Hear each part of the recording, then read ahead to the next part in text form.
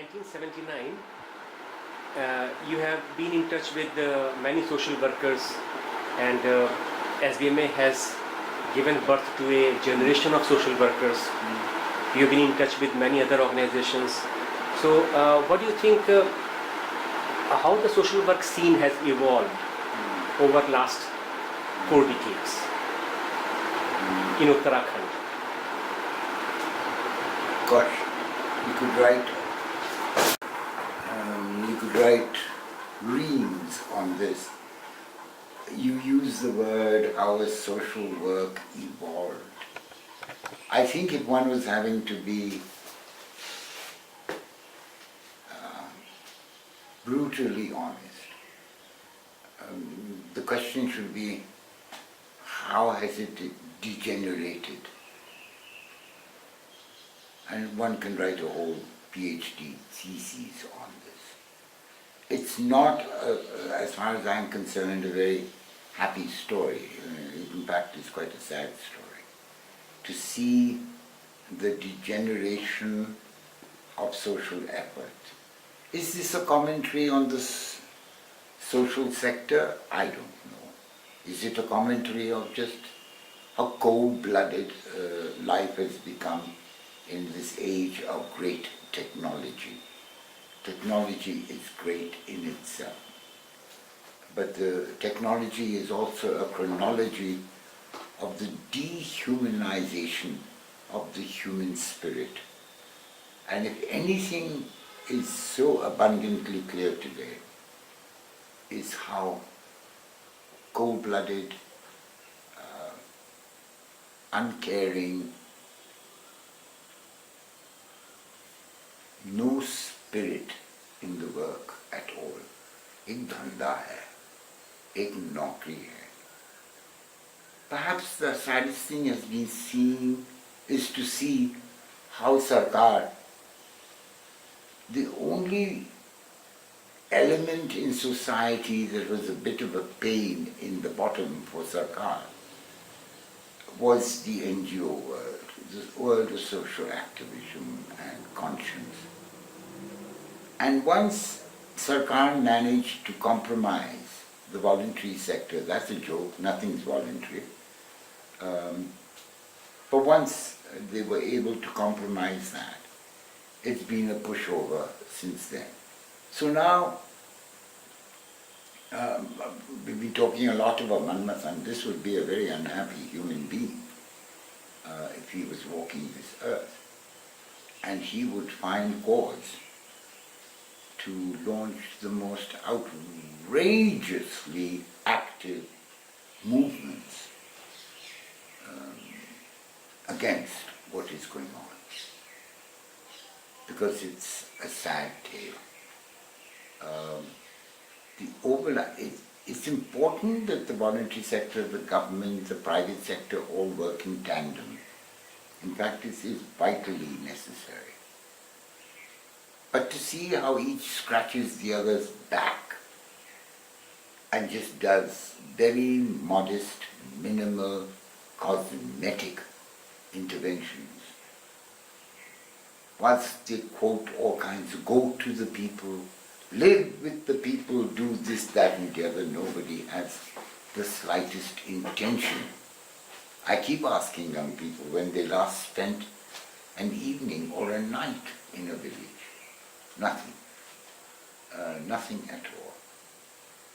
I think the donor world is deeply responsible for a lot of this. I personally had the experience of pointing out to donors that my own teams in those days were not working the way they need to work, and that the donor was being very irresponsible in the way they were giving more and more money, not monitoring it, whatever, that's a long Ramayan. But there's no spirit, there is no attitude, there is no commitment. Then how can you get anything decent happening? I am desperately unhappy. I keep on going to donors and sort of saying, Uttarakhand needs a transformation and we need to develop some capacities in people. But above all, we need to have a spirit of how we work. But as long as monitoring systems are strictly based on numbers and case studies, it means nothing. It means absolutely. You never find anywhere at any level in this sector people talking about humanities, people talking about caring, people talking about things that are a little bit more gentle and loving. People working in a camp. Why are we not campaigning for things to change? You will never get any more movements, for instance, like we saw with Swami Manvathan, so whether it's animal sacrifice or saving jungles or getting water into villages or motivating the people, is not a very common way of life in the voluntary sector. Surely in India, I have friends who are huge activists for certain areas of work. But as a style of working, the voluntary sector, this nexus of corruption between the donor world, which is now to be called the corporate world, government, and NGOs.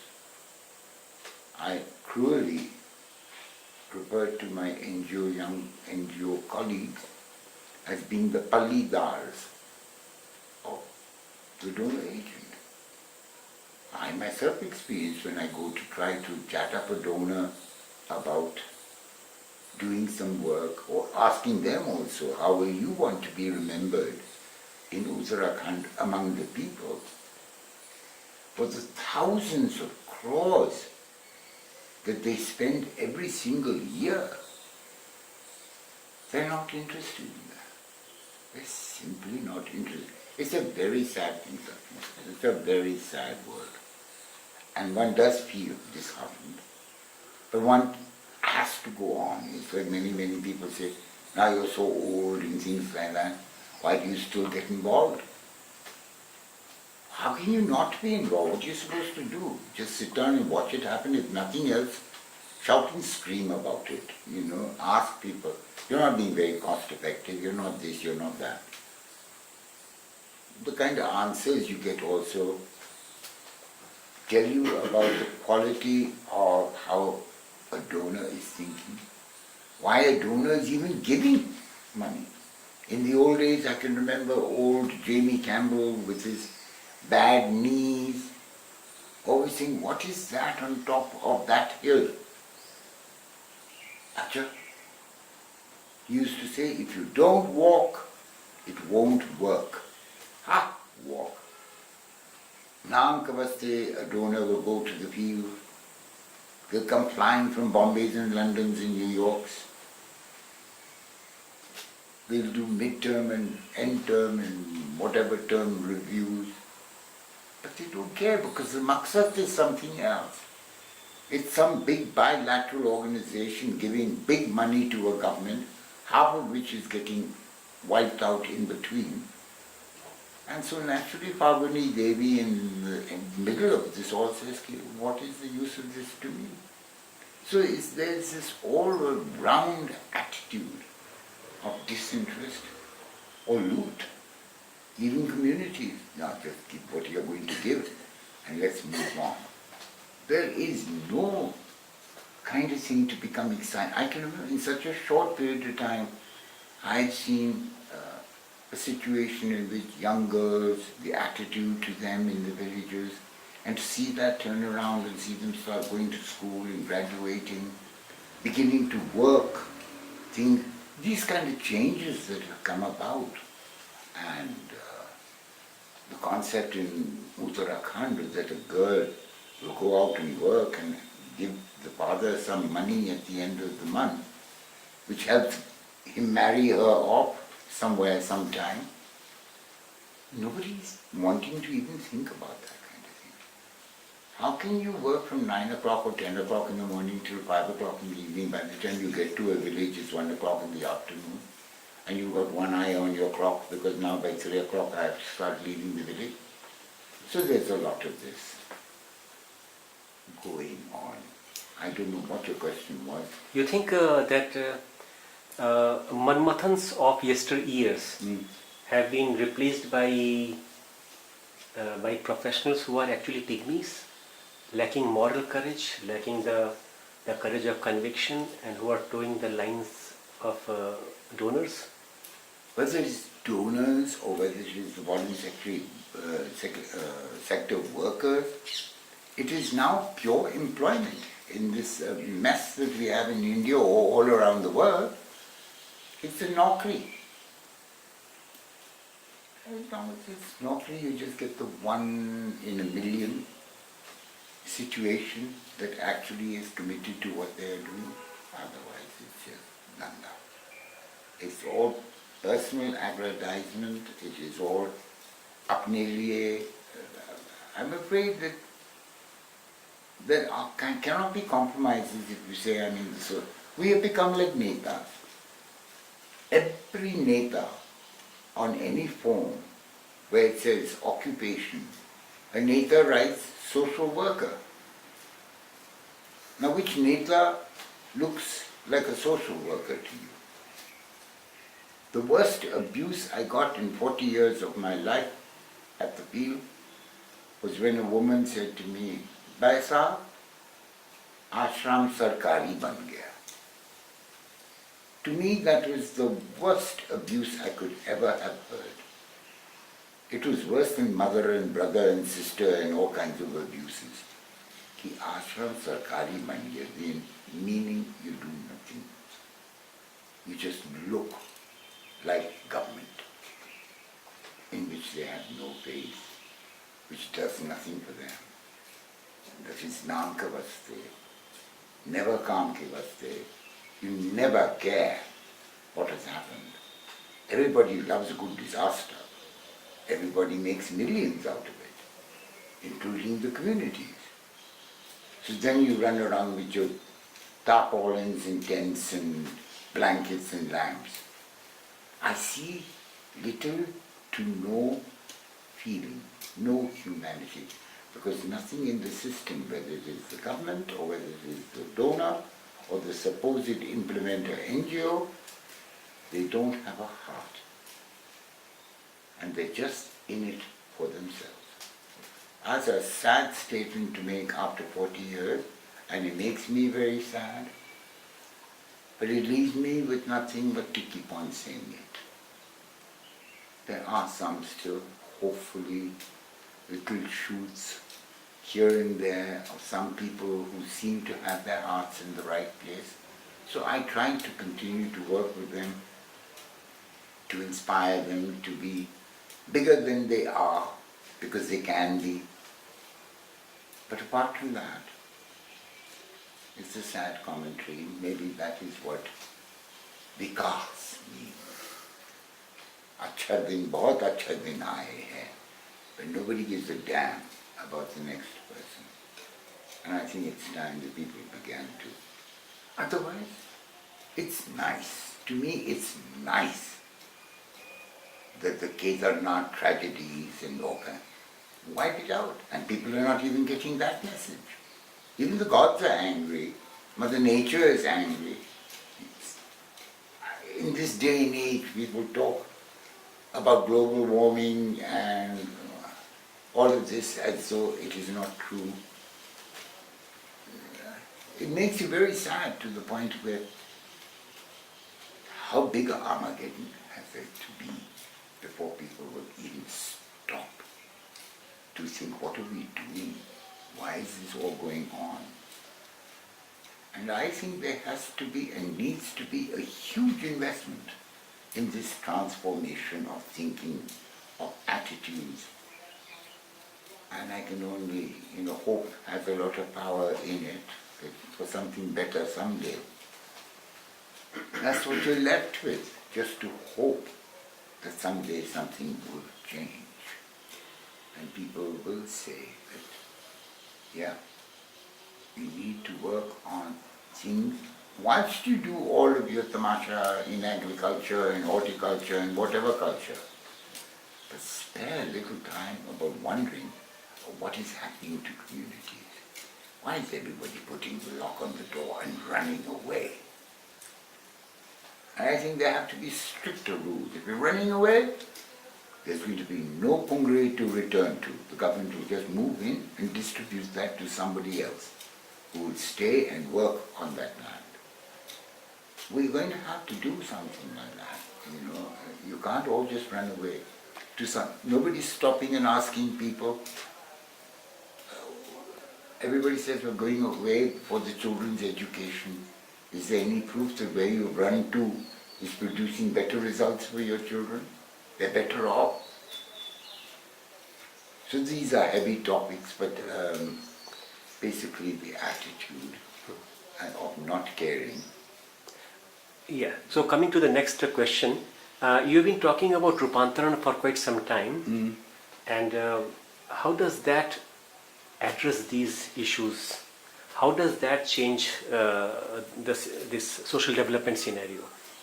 Want to talk something about Yes, a Rupantaran? little bit. Like for instance, these days it's fashionable in the development world for the donor to say, we've had enough training and capacity building.